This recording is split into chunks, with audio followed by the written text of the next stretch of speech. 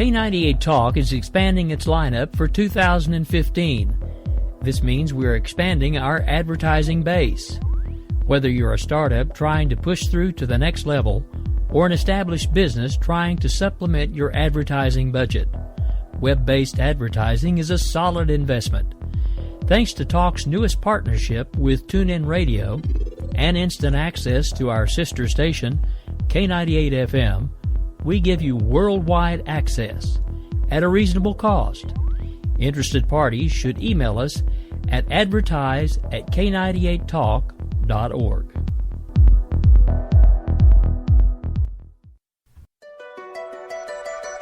The leader in talk radio on the Internet, right here on K98 Talk and the Spark Radio Network.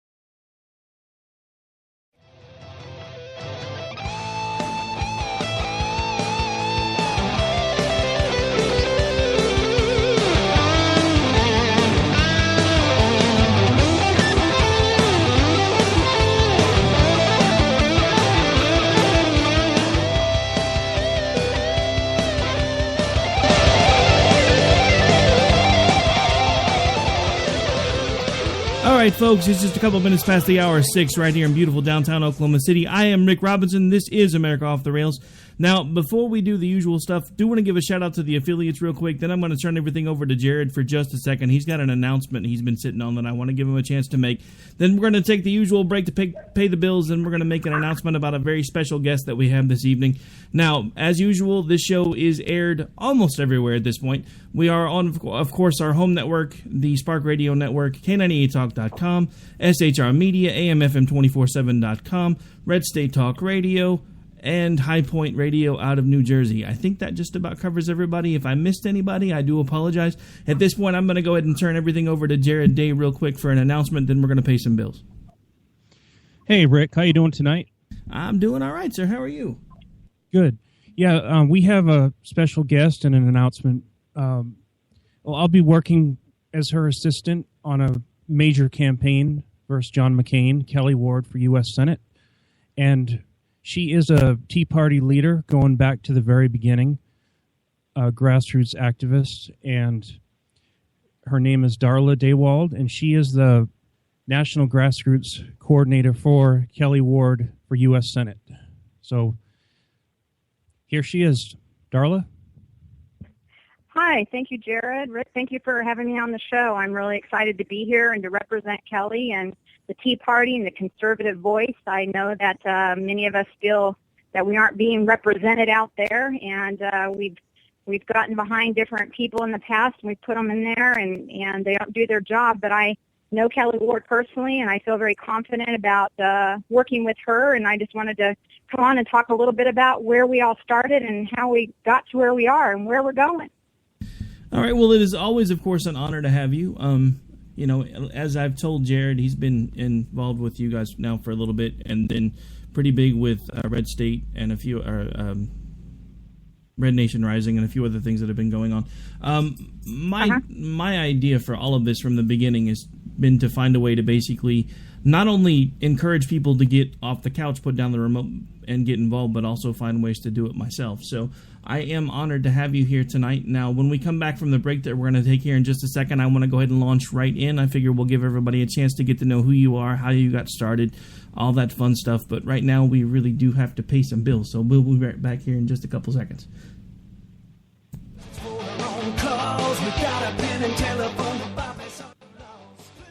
All right, folks, this is Rick Robinson with you. I want to tell you from a company called Security Enforcement Specialists.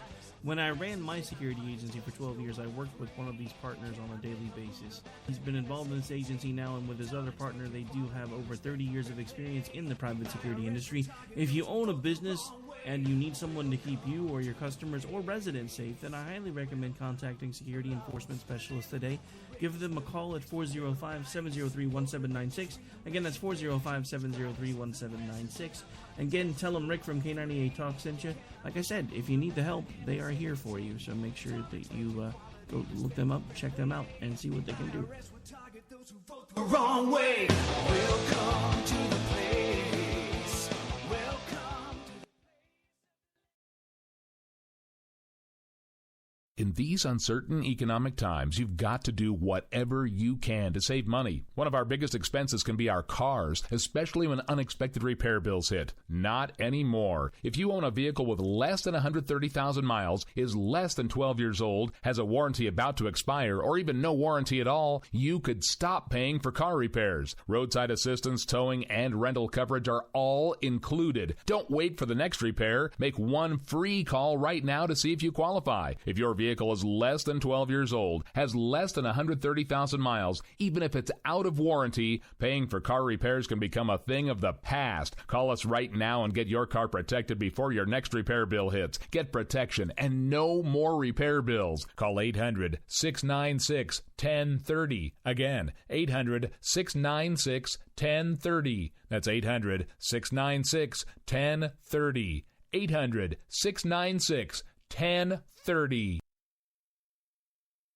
Joe had huge problems with the IRS. I knew it was coming. I hadn't filed taxes since 1990. All the IRS letters coming in added up to a nightmare. It got up to like $68,000.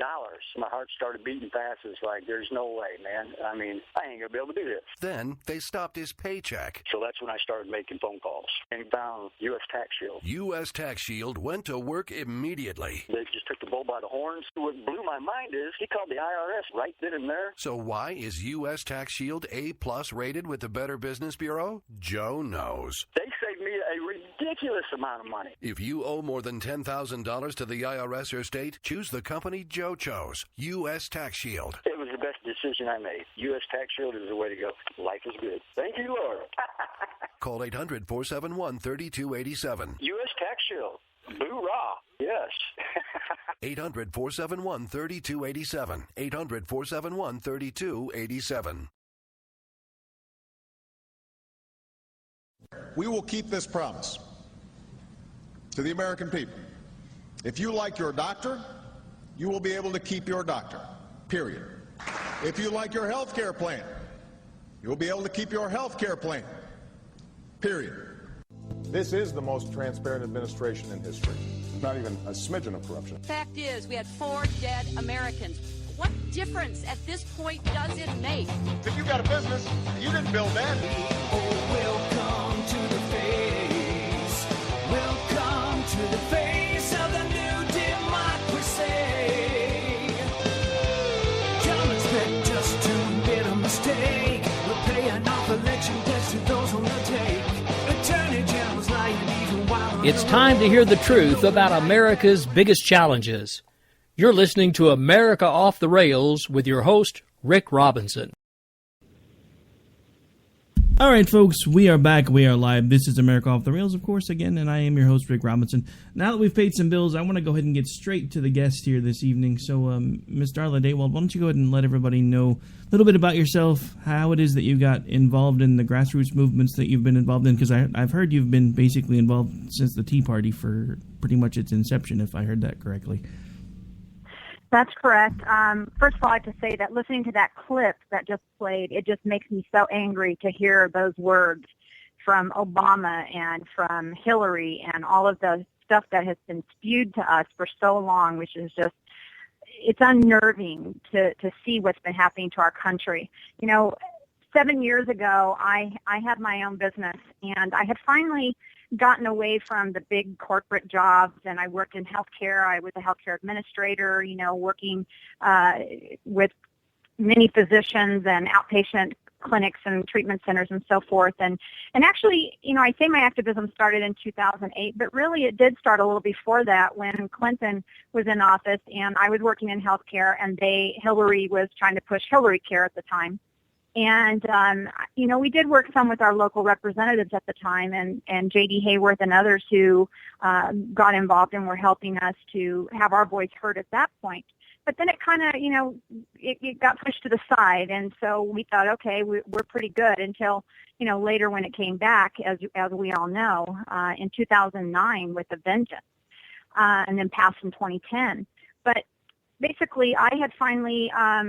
I went through cancer when I was 38. I had breast cancer, and my doctor told me at that point I needed to make some major changes in my life, and I needed to do a job that I really enjoyed and that would be fun for myself and something not so stressful. So I chose to get involved, and started my own business as basically I had custom gift baskets and gift items, and I sold some home decor, and I did event planning, and I really was enjoying it, having a great time. My business was building in a couple of years, and then the summer, as a matter of fact, 7 years ago, this month is when I realized in the end of August that, this is the worst summer. This is bad, and things aren't looking good around me. I was watching other businesses starting to shut down, and meanwhile, everyone was pro-Obama and voting for Obama, and I was listening to the business people around me, and they were all saying they were going to vote for Obama, and I couldn't understand it.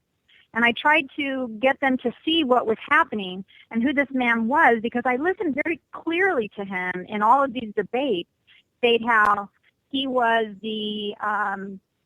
if you wanted to know who he was, then you needed to look at who he associated with.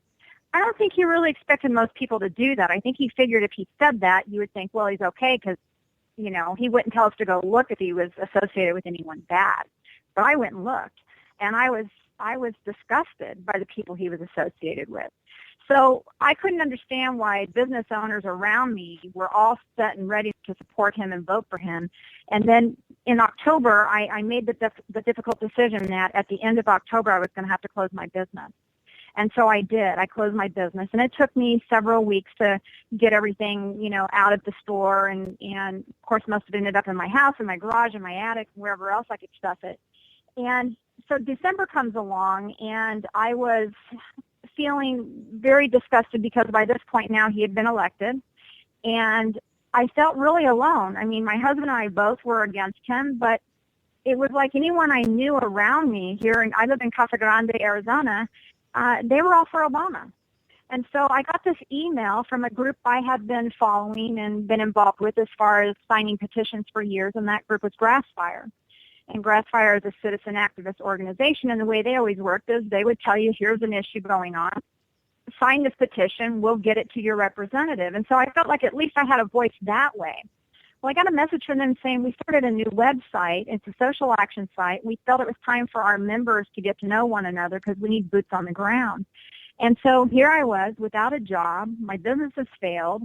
I'm sitting here. I don't know what else to do. I mean, there's no jobs in December. And so I went over to this site, and I found very quickly there were other people who felt like I did. And I felt like suddenly I found a home. It's like, wow. There are people who feel the same way as I feel. And so that was really comforting to me. And in a very short amount of time, I found that I was comfortable on that site. I started putting together a resource library. And what I discovered in this process is that these people that were coming there, they were just like me. They weren't activists. They weren't people who were involved in government. They knew what I knew. They voted in general elections. They very seldom probably even voted in their town, in their community for anyone, but they voted for the big election, the big general election, when the presidential elections. years. And so here we were all there, and we were all asking questions and all trying to figure out what to do. And I just started trying to compile information so that we could all stay connected, that we could go to conservative organizations and get the information we needed and make sure that we were being told the truth. And so that was in early December and early January. And then by the mid-January, I just woke up one night in the middle of the night about 2 o'clock in the morning, and I knew that I was supposed to put together or organize a march on D.C. And so I started planning that on this site called, at the time it was called resistnet.com, which does not exist anymore. It was the Patriotic Resistance, and it eventually became Patriot Action Network.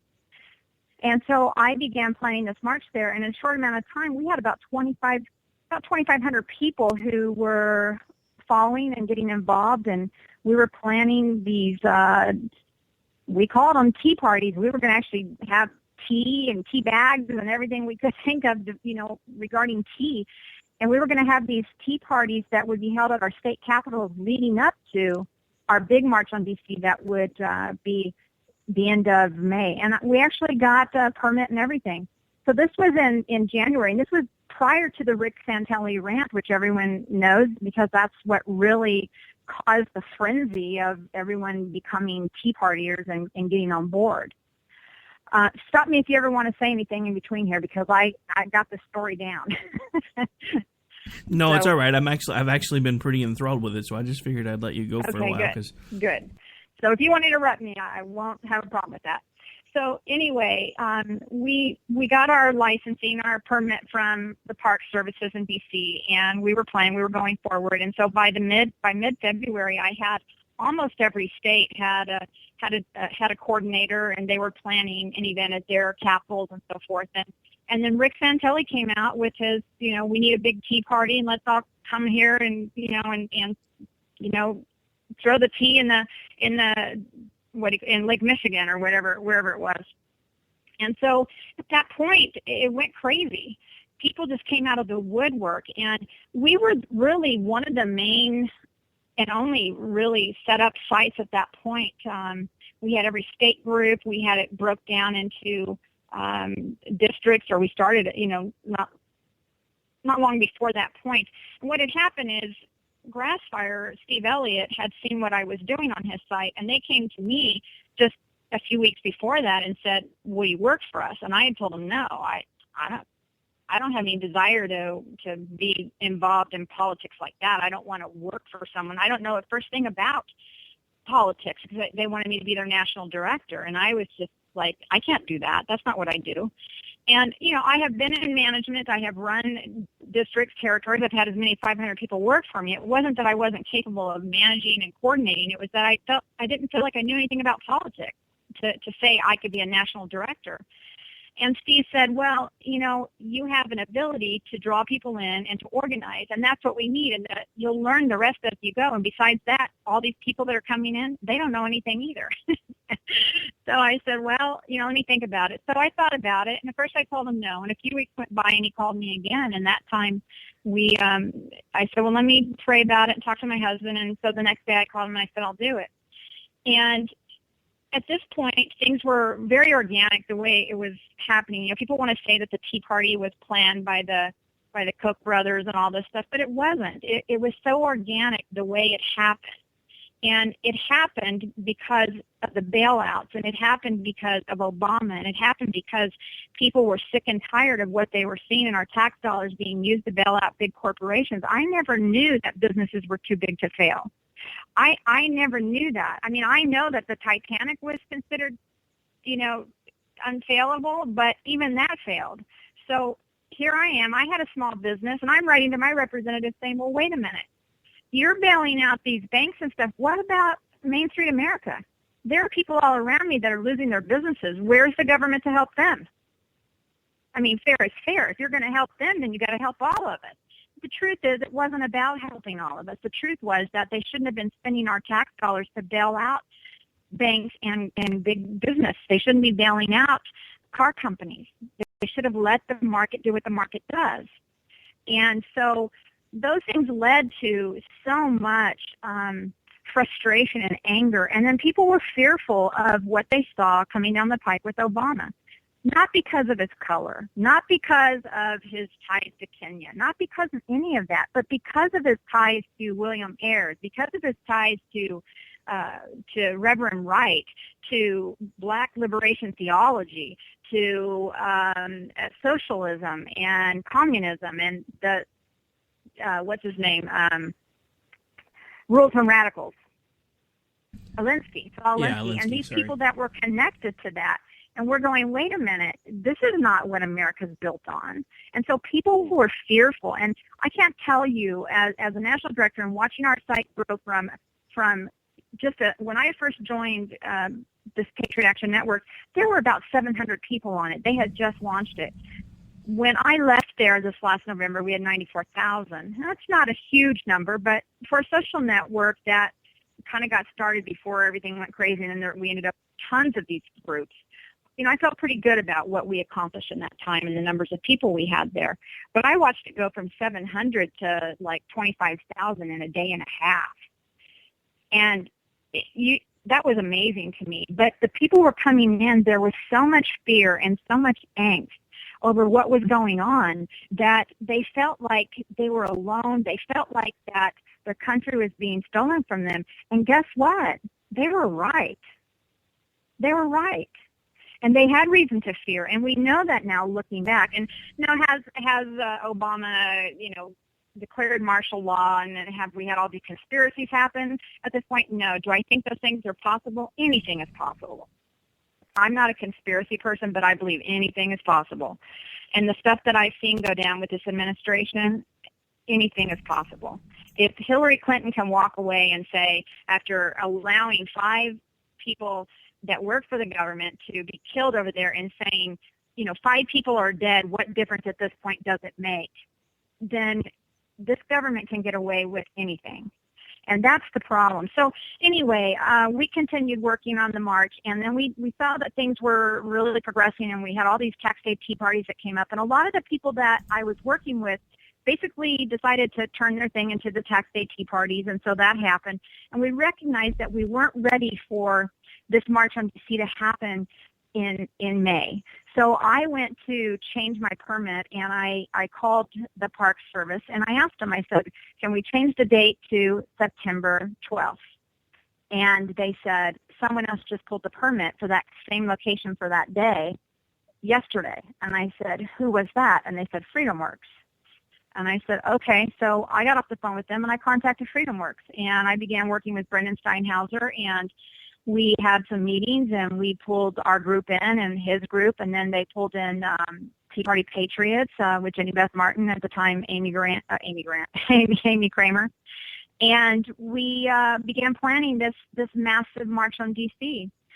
I was fortunate to get Glenn Beck to make some announcements, although he wouldn't formally, give any credence or credit to any particular group or anything. He would just say there's going to be a big march on D.C., make sure you go and that kind of thing. And then through that process, Tea Party Express sprang up, and they decided to start a tour that would end up there, and that brought a lot of attention. And that summer is leading up to the march is when the whole Obamacare town hall started. And of course, it didn't take long for these representatives and senators and so forth to find out that they were on the wrong side of things. And we had people showing up, just, tons of people showing up to these town halls, to the point that the Democrats shut them down. They wouldn't go anymore because they knew that they were going to be beat up on. And I don't mean literally. So wait, hang on a second. Let's back up to that point. So they were getting such adverse reactions to their town hall meetings that a lot of the Democrats were shutting those down? Is that what you shut them down. Most of them shut them down because they didn't have anyone on their side. When they were going to these town hall meetings, they were loaded with Tea Party people with their shirts and their everything and their signs, and they're saying, this is wrong. First you did the bailout, now you want to give away health care, and everybody was against it. And we all knew that this was going to be a problem for our country financially. And we were saying, how can we do this? I mean, 52 cents of every dollar the government spends is already owed to China. How can we give away health care? How can we afford to do these things? And without, of course, all of us having to pay for it, which is exactly what's happening. We're all paying for it. And so, no, they were absolutely unwilling to go and to hear all this stuff. And even some of the Republicans weren't real happy about it and stopped doing the town halls. They didn't like it either because, you know, even though they weren't for it, it was just so many people and it was like kind of out of control. But that was the people being we the people going and having a voice. And my gosh, you know, we hadn't seen that in a lot of years. And so it was really an exciting time to have people just come out of their houses and off of their couches, you said, and get, you know, put the remote down and come out of their house and have something to say. And I had people telling me, you know, Darla, I have never in my entire life been an activist or marched or any of that stuff. And for the first time, and they're like 80 years old, and they're out there doing it. And then other people that were younger and bringing their families. And the March on D.C. we ended up with about 2 million people there. Now, the media, the mainstream media, or the lamestream media, as Sean Hannity likes to call it, they said we had 65,000, and some said we had 35,000. Of course. I can tell you this. I was telling this to Jared the other day. It was an amazing thing. We had planned for the march to start at Freedom Plaza, just down the street from the Capitol. And we had a small stage down there with some speakers. And so as people were coming in and gathering, they would have some people to listen to and some entertainment down there. And then as it got bigger and got, you know, crowded up enough, then we would start the march like at 10 o'clock, and they would march down. And so by noon, we would start the you know, all the stuff on stage and the presenters on stage. And so by like 8:30 that morning, we're getting calls from the Capitol Police saying that we have to start the march now. And we're saying, wait a minute, it's like, you know, an hour and a half till we're supposed to start it. What do you mean start it now? We can't start it now. And they said, it's so crowded down here, it's shut down all the streets and everything. You have to start it now. There's no alternative. It has to start now. So from that point, and there's actually an elapsed video, time-lapse video of the march from that plaza as the crowds came and went up and down through there for like 2 straight hours. It was just mob people going up the street. It gives me chills every time I watch it. To see that many people that came who had never done this before. Yeah, I'm sorry, what did you say? The aerial shots were amazing of the march. I mean, they were. There was just a sea of people.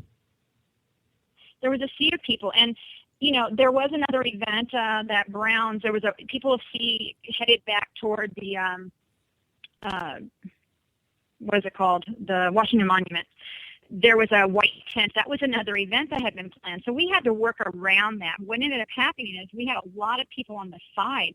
And when the University of Indiana did one of those overhead aerial shot per capita counts, which they do like for the Million Man March and the different inaugurations and so forth, they said because there were so many people that were huddled in underneath those treat areas, they couldn't count them because they can't see them. So they had to scale it down to 1.7 million. But as I said, the mainstream media says we had 65,000. We knew that it was different than that. We had people calling us who were on buses coming in from all over the country who were stuck 3 and 4 miles away and couldn't get into the city because the roads were shut down. There were so many people. And the subway was shut down. And it was exciting because people couldn't get off the subway. They couldn't get in the subway. There were so many people trying to get in and out of there. And there were so many people. I'm standing up on this hill, you know, with the Capitol behind me. I've got Louis Gohmert on one side of me. I've got all these other activists and Tea Partiers and other people that have an interest in this are surrounding me. And we're getting people ready to get up on the stage and speak and everything. And I just look out and I see all of these people just packed in all the way around.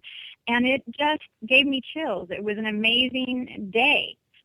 And then we sang the national anthem. And I'm telling you, a cappella, to hear all of those voices, I turned. Of course, we were all looking at the flag on the Capitol. And to hear all of those voices singing that, I looked over as we're singing, and I could see, because I had tears running down my face, I look over and I see Louis Gohmert, Representative Louis Gohmert, and he has tears running down his face. There was not a dry eye. It was just an amazing thing. So that was an incredible march, and people were really jazzed up after that. And then we just continued with the whole process of the Obamacare. And our organization fought it all the way to D.C. We went along with some others and had a huge, what do we call it, a Code Red rally, and we had several thousand people, about 50,000 people showed up for that with a 2-day notice. And we fought it for 2 days leading up to the vote. And the night that it passed, I was in the gallery. It was around midnight, close to midnight or so, and I was up in the gallery for that vote. And I heard the only time I've ever heard Speaker Boehner actually sound like he had a backbone was his speech he gave right before the vote. And it just brought tears to my eyes. But to hear them, to watch them vote that in, and it was completely strictly down party lines. And not only that, but the Democrats, a lot of people don't know this, but the Democrats had planned that once it voted, they voted it in, which they knew that it was going to get approved, that it was like they practiced in unison this chant, and they did the whole, yes, we can. So as soon as they said that it had passed, they did it like as if they had someone leading them in unison, yes, we can. And I wanted to stand up in the gallery and just yell, no, you can't, not in my country. But I knew they would throw me out. But it was sickening. But sickening it and still so disheartening. would have been fun to do. I have to say, if I was there, I probably would have risked it. Just to say I did it. I know. And you know, I probably would be more bold now than I was even then. I just felt so honored to be in the gallery. And there's so much history there that I felt like I was trying to be respectful. But what I really felt like doing was just, because I was right on the balcony, I felt like just leaning over and just throwing up. The problem is I was sitting over the Republicans at the time, and they actually voted our way, which was amazing. So, you know, I didn't say anything. But I walked back with another Tea Party leader from Texas, Toby Murray Walker, and we walked back to our hotel, and we were just devastated. You know, we were so bummed out over that vote the whole way. But, you know, when I tell people this, and this is the thing from the very beginning with this movement, people say that the Tea Party is dead. And I'm telling you unequivocally that the Tea Party is not dead. The Tea Party has evolved. The Tea Party is no longer just a bunch of people that go out and march and hold up signs and wear T-shirts. Yes, we still do that some. But what the Tea Party is now is the Tea Party has turned into candidates who run for office, and some have gotten into office locally for their school boards and for their city council and wherever else. And some of them have gotten into Congress. And others have gotten involved in campaigns, and others have gotten involved with their local GOP to have a presence there and to try to take back the values of what the GOP is supposed to stand on. And so the Tea Party has not died. We've simply evolved, and we've become more effective. And that's why they fear us. That's why they don't like us, is because they know that we do have some power. But they're fighting back really tooth and nail right now with a lot of money, and they've created a lot more PACs to work against us, including John McCain with his Grassroots Arizona, whatever it's called. I'm not going to give out an exact because I don't want anybody to go there. But he uses that as a cloak. You know, it's a cloaking device. Nobody knows that belongs to John McCain. But it's John McCain's PAC, and the whole goal of that PAC is to make people, conservatives, believe that this group is hearing them, when in fact they're going to take those dollars and turn right around, and they're going to put people into positions and as precinct committeemen and to buy out and to make sure that he continues to be elected, and the people that he wants in office, they're going to continue to be elected. And that's what he's doing. So, keep primary open. He, forced that hand a few months back. Yeah. Right. Keep the primary open. So let me step back just 1 second. I want to say that after the march on D.C. and everything, I ended up going out on tour with the Tea Party Express, and I spoke at over 200 rallies across the country. I've been on Fox News a few times with Neil Cavuto. I've been on CNN. But it was never my goal to go out and just be one of those Tea Party leaders that was on the news all the time or that was making it about me, because it was never about me. And I still feel that way. And I like coming on shows and talking about it and reminding people of where we came from and where we are and where we're going, because we do need to have that. But I've never been one of those people that it was all about my group or me. It's not. It's about a movement. It's about we the people. It's about having a voice.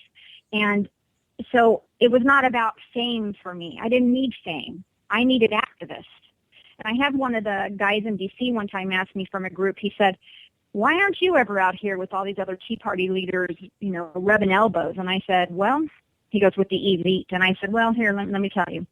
You see, those people, there's only a couple of them that are my representatives, or 3 of them. And I said, the rest of them, what is my voice going to do for them? It's really not going to have a big impact.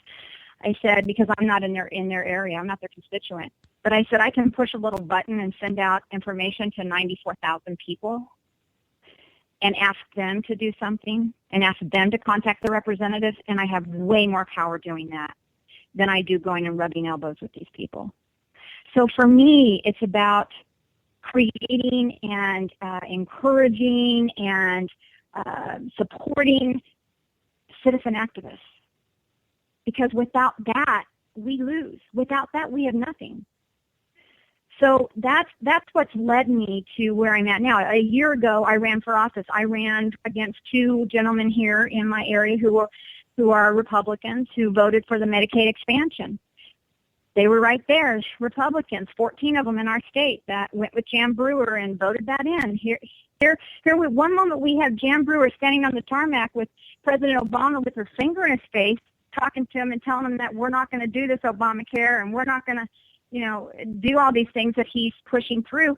And the next thing you know, she's taking the dollars, she's drinking the Kool-Aid, and she's making these other people do it with a promise that she's going to take care of them at a re-election time. And she did. She gave them a lot of money for their campaign. So big money from these establishment people is paying to make sure these people stay in office.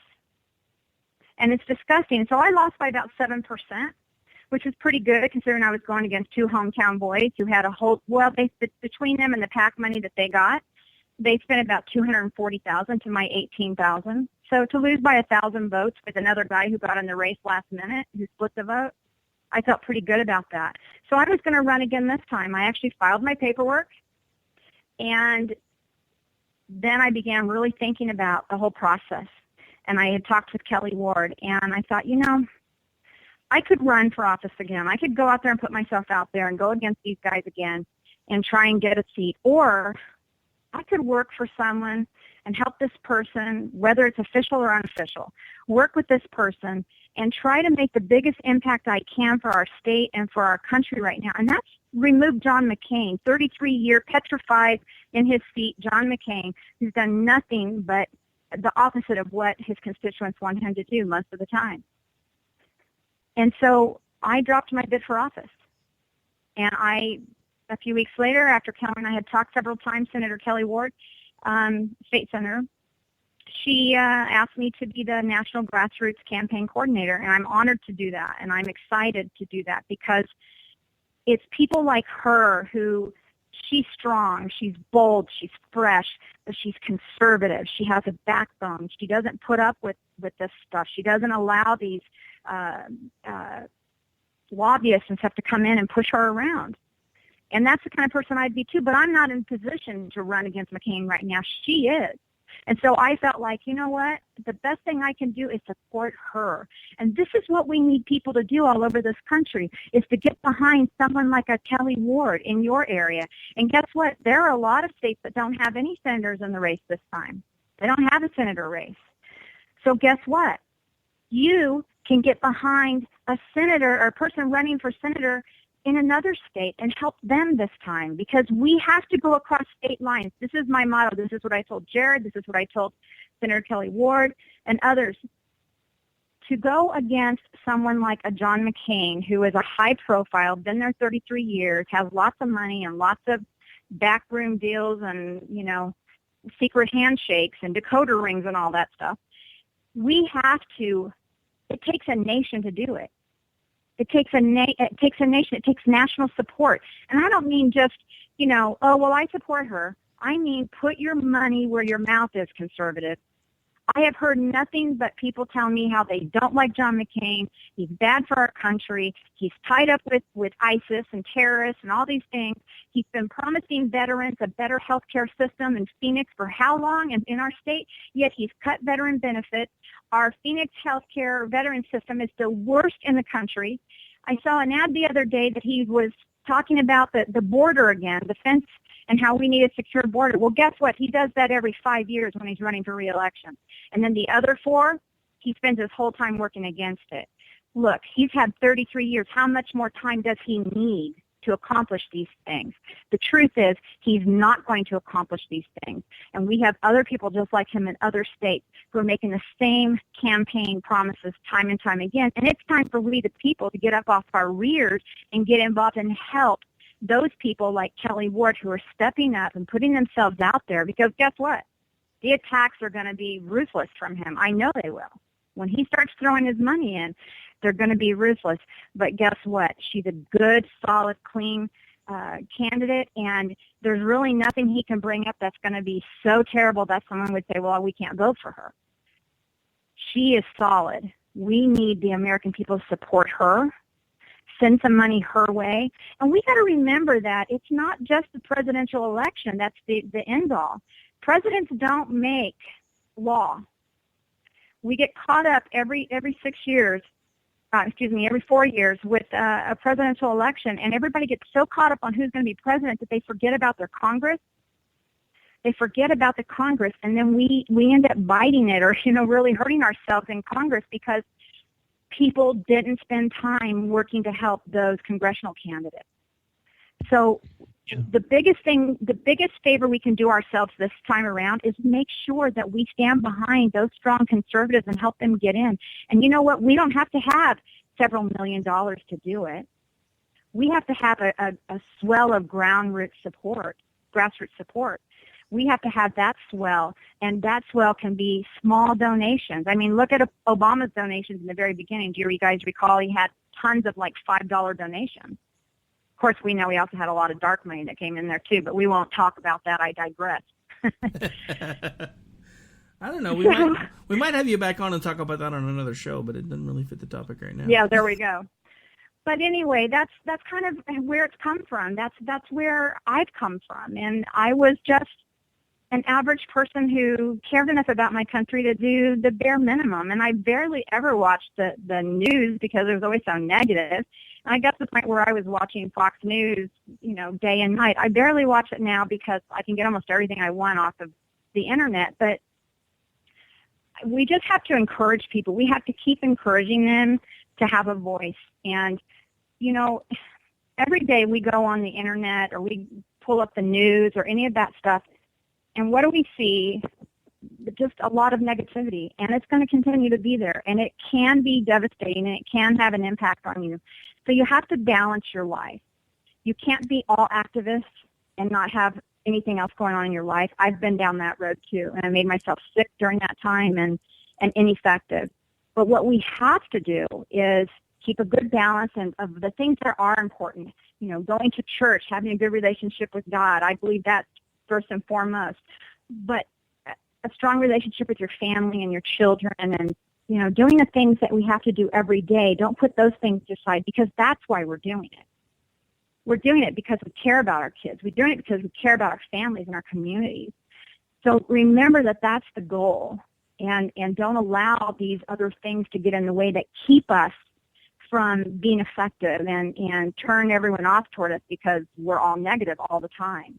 We don't want to be that either. So there is a balance that has to occur. Yeah, I have to admit, I actually, once this got to the point where it became less of a hobby and more of a second full-time job, I've actually been struggling with that same issue myself. Now, At this point, I want to go ahead and take a second. I just went ahead and made an executive decision, being the programming director and stuff around here, that I decided not to take the half-hour break. So I just wanted to give a quick shout-out to concealandcarry.net. It's one of our sponsors. They are basically a nationwide network that carries listings for gun retailers, ammunition suppliers, and training. So if you are looking for any of those things, feel free to check out their website. It's really quick to find them. It's the word conceal, the letter N, the word carry, and then .net. They are actually a longtime sponsor here now of this particular show and K98 Talk as well. Now, as we get down to about the last 15 minutes or so, just kind of a couple of quick things here and there. Now, you'd mentioned earlier that you felt you had kind of done the bare minimum. Now, keep in mind, this show over the next few days will be in several different low-power AM/FM terrestrial markets. It'll also be on several different internet-based outlets. So, bearing in mind that other folks are probably right about now where you were then, what kind of advice would you give them? Well, the most important thing is to find out what's really going on. Number one, if you go on the internet, don't believe everything you see. If you go on the news, don't believe everything you hear. Make sure that you back this information up with credible facts and from credible sources. There's a lot of conspiracy. There's a lot of blogs and people that rehash the issues, and they change things up and make it exciting to read, and yet it's really not accurate. So research. And if it's regarding bills or actions that the government's taking, you can find that out by going straight to the source. So always know that you can go to the website for the state or for the House, the U.S. House, the U.S. state, and find out what's in these bills and what's going on. So research. Research is really important. There's a group you can join that's really great, which is Heritage Foundation. They're great. They hash out all the facts. But even still, if someone puts something up there and they put their opinion about it, research and make sure that you develop your own opinion. And when it comes to candidates that are running, research them. Don't go by what someone else told you. People have told me things, and I find out later that they misunderstood, or that they wanted a candidate to do a certain thing, or someone who had been in office.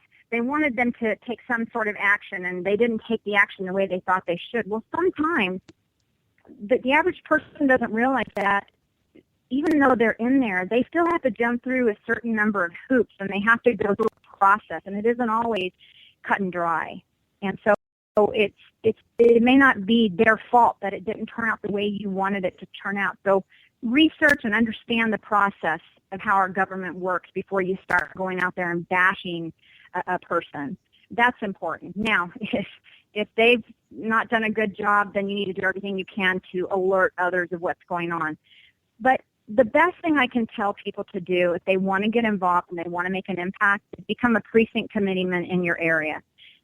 Where all politics are fought is at the local level.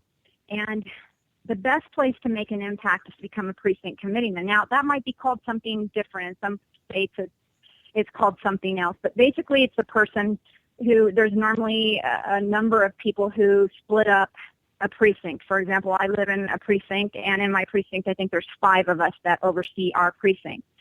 And what we do as it comes up on election time is we get a list from the GOP, and that list will usually include past Republican voters. It'll include independents and those who are non-declared, at least in our state. They haven't chosen a party. And we go door to door, and you can just choose if you want to hit non-declared or independents, but we for sure hit our Republicans. And we go door to door, and we know when we go to that door, for the most part, unless they've moved, that the person that's going to answer that door is pretty much on our side. So it's not like you're just going and knocking on doors to people that you have no idea, because people get afraid of that. They're like, well, I don't want to knock on doors, and what if they're Democrats? Well, you ask for the person whose name's on the list, and if they say that person doesn't live there, then you update your list and you go on. But you go to the store and you give them palm cards from the candidates that you are there to represent, or you tell them the information. You make sure that everyone's registered to vote, and as it gets closer, you can share all of the candidates with them that you're standing behind, or you can promote certain candidates. But the point is that is how elections are won. It's that door-to-door contact with people that makes all the difference. And that's where grassroots people can help. A lot of people don't realize that those people have so much power. They can really help to decide elections. But when we start letting the ads and all the big money come into play and the mailers do it all for us, then we're losing. We're not doing the right things.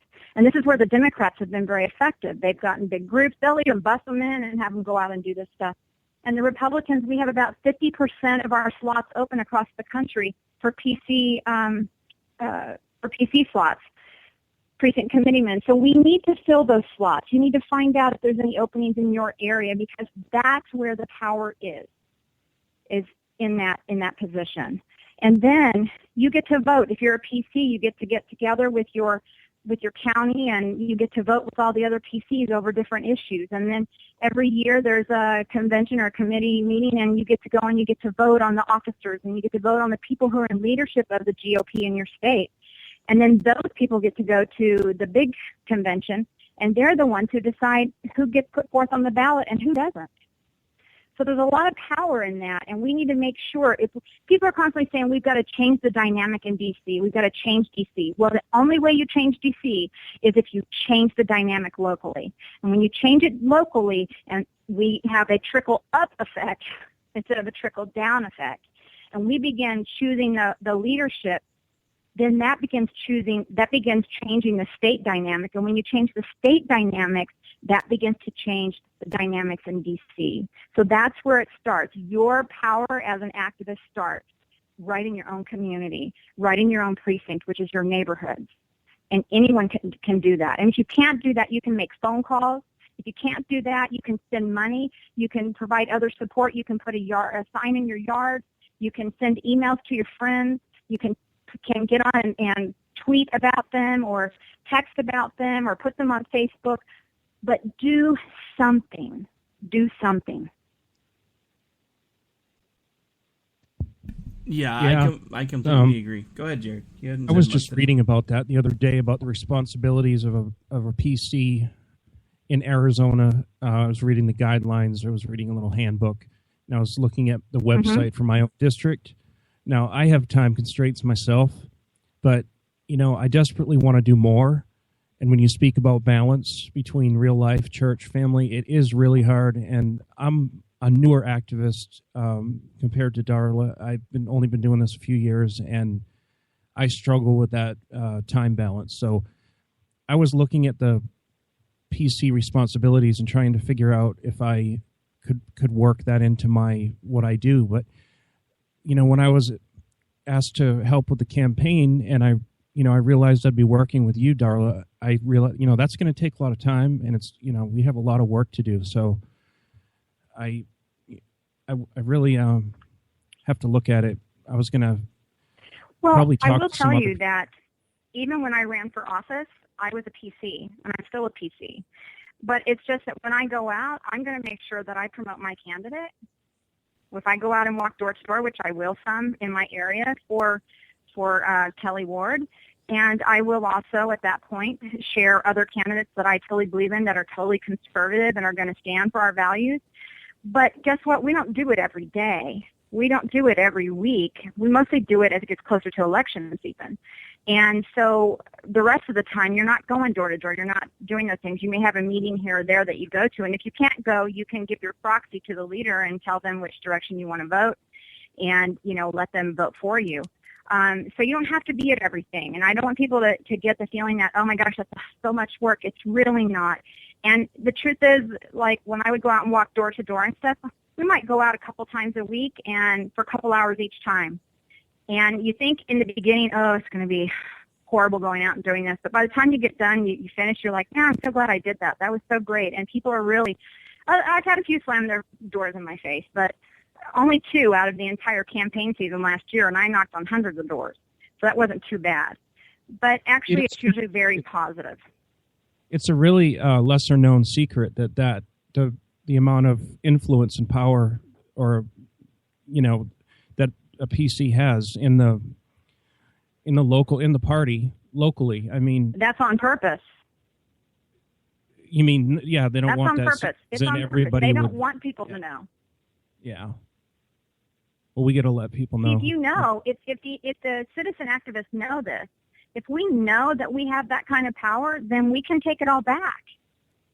So you'll never hear, very seldom will you hear any of the leadership talk about it. You won't hear candidates like McCain ever talk about it.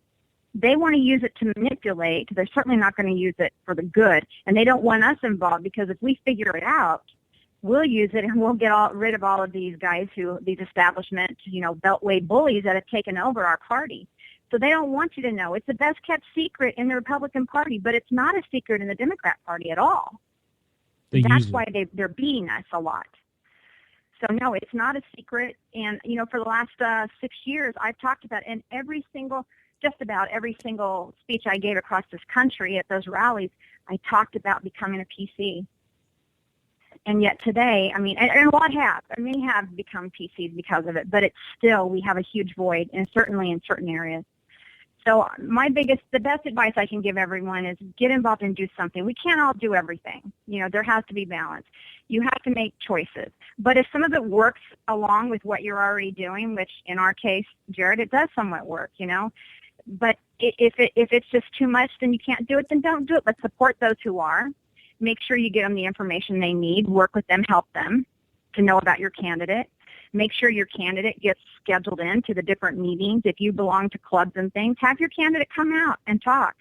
Get to know them. Spend time with them. Have a meet and greet at your house. Those are great. That's just, you and a few people you care about having a conversation with that candidate one-on-one within a group environment and eating and drinking and having a nice time. But there is so much that activists can do. They just have to do it. They have to make time and carve that time out of their daily lives. And I know as conservatives it's hard because we work hard. We take our responsibilities very seriously. And so sometimes it's hard to find that balance. But I believe that we can. And if we care, and I know all of us here do, but if we really care and want to make a change, then we have to do something. We have to, because our country is going down the tubes as we speak. And if it gets to a certain point, there'll be no going back. There'll be no going back at all. And I know none of us want that to happen. So my advice is do something. Just do it. Like the Nike swoosh, just do it.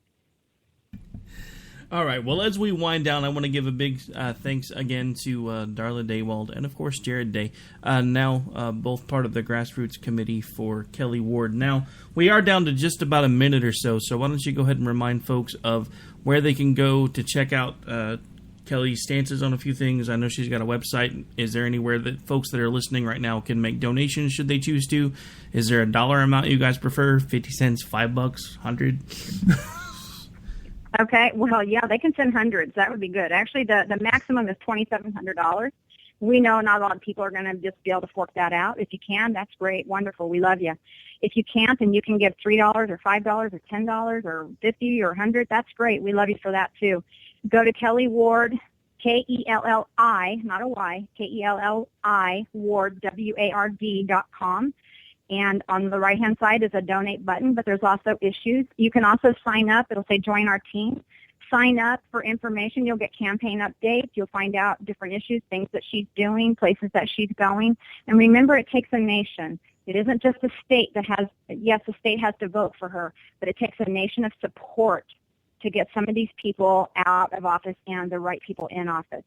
So stand by Kelli Ward. She's great on all of the issues that are important to us, including abortion and, other important social issues, as well as fiscal conservative issues and the border and amnesty and all those things that we all feel so strongly about. She's right there with us. You can check it out at KelliWard.com /donate if you want to donate, and /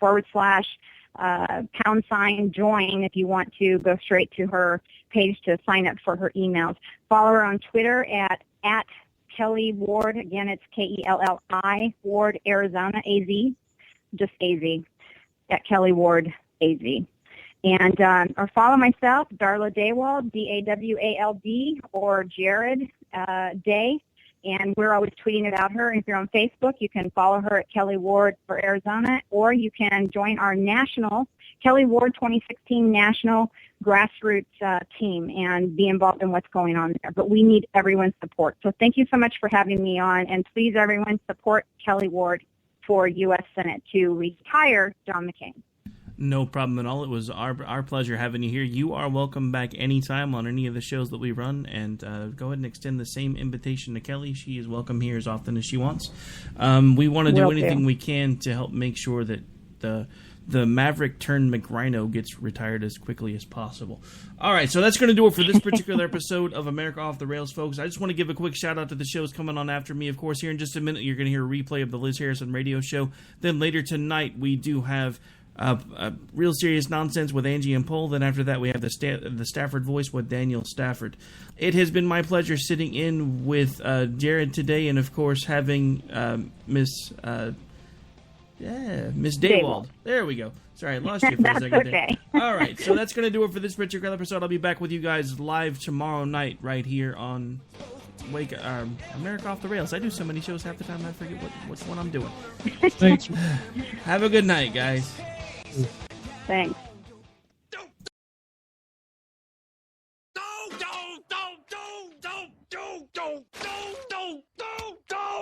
Screw you guys. I'm going home. Later. Game over, man. It's game over.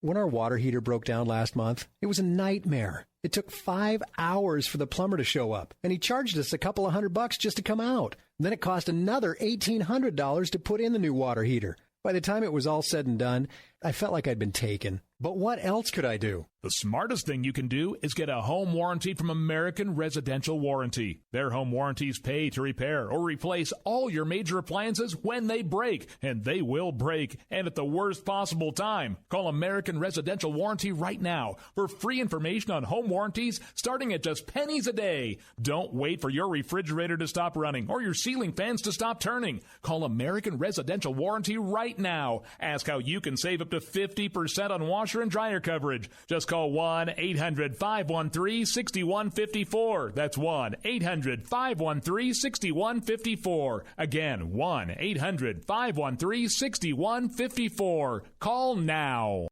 Tired of paying outrageous prices for Viagra? Well, we have great news for you. Now you can finally get Viagra at huge discounts. Healthy Man allows you to save up to $500 on Viagra. Why pay U.S. pharmacy prices of $15 per pill or more when you can get Viagra for less than $3 a pill? Call today and get 40 Viagra pills for only $99. This can cost as much as $600 at your local pharmacy. You can't afford not to call us. If you want Viagra at the lowest prices, never pay $15 a pill pharmacy prices again. Get Viagra for less than $3 a pill. Call 1-800-516-7602 today and save up to $500 and get 40 pills for just $99. Healthy Man is fast, easy, and affordable. Operators are waiting at 1-800-516-7602 to take your call right now. Call 1-800-516-7602. That's 1-800-516-7602. Again, 1-800-516-7602.